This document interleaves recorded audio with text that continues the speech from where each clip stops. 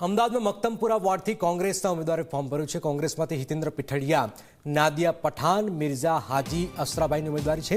કોંગ્રેસે 3 નવા ચહેરાઓને તક આપી છે।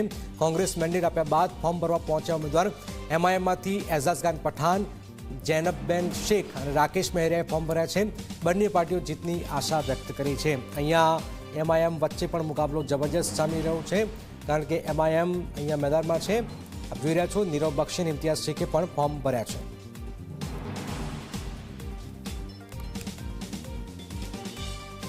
અમદાવાદ શહેરની અંદર માત્ર 1 ઇંચ વરસાદમાં પણ ગળાડૂબ પાણી ભરાઈ જાય એવી પરિસ્થિતિ કેટલાક વિસ્તારોમાં થઈ જાય છે।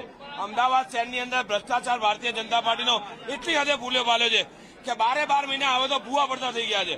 અમદાવાદ શહેરની અંદર ભારતીય જનતા પાર્ટીનો ભ્રષ્ટાચાર એટલી હદ સુધી વધી ગયો છે કે નાના પર્યાવરણલક્ષી કામો હોય જેમ કે 2 મિલિયન, 3 મિલિયન, 4 મિલિયન, 5 મિલિયનની વાતો કરે, પરંતુ અમદાવાદ શહેરના જગ્યાઓને પણ એમને માલત ઉજારોને ફાળી દેવામાં આવે છે।